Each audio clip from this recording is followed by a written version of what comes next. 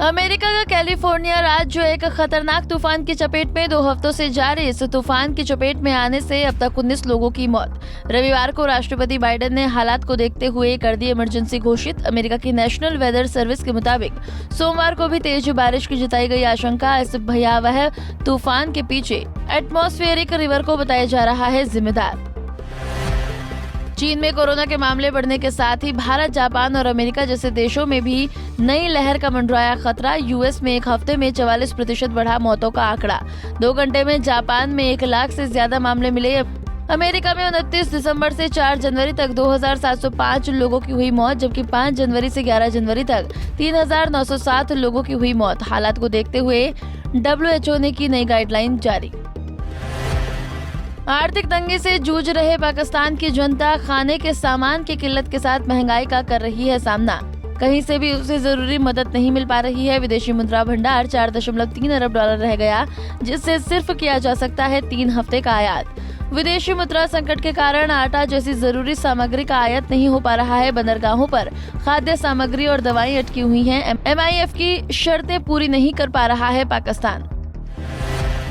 भाजपा के राष्ट्रीय कार्यकारिणी की बैठक 16 और 17 जनवरी को दिल्ली में हो रही है। मीटिंग में प्रधानमंत्री नरेंद्र मोदी, गृह मंत्री अमित शाह, रक्षा मंत्री राजनाथ सिंह और पार्टी अध्यक्ष JP नड्डा समेत सभी महासचिव, भाजपा शासित राज्यों के मुख्यमंत्री, सभी प्रदेशाध्यक्ष और बाकी पदाधिकारी होंगे शामिल।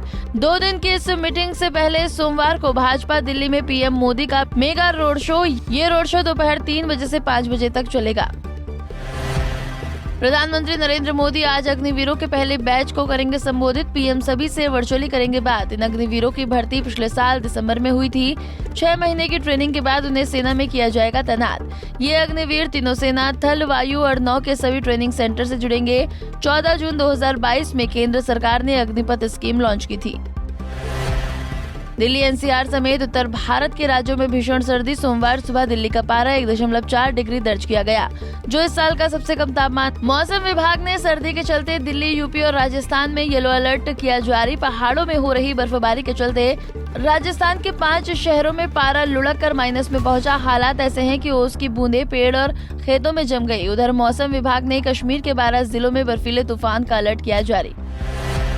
उत्तराखंड के जोशीमठ में 2 और होटल एक दूसरे की तरफ झुके। इनका नाम स्नो क्रेस्ट और कॉमेट है। दोनों होटलों के बीच करीब 4 फुट की दूरी थी, जो अब कम होकर सिर्फ कुछ इंच रह गई है। इन होटलों की ये छत एक दूसरे से लगभग टकरा रही है। ये होटल कभी भी एक दूसरे से टकरा सकते हैं। सुरक्षा को देखते हुए इन दोनों होटलों को खाली करा दिया गया है। ये दोनों होटल उस जगह से 100 मीटर दूर है जहाँ होटल मलारी और माउंट व्यू है।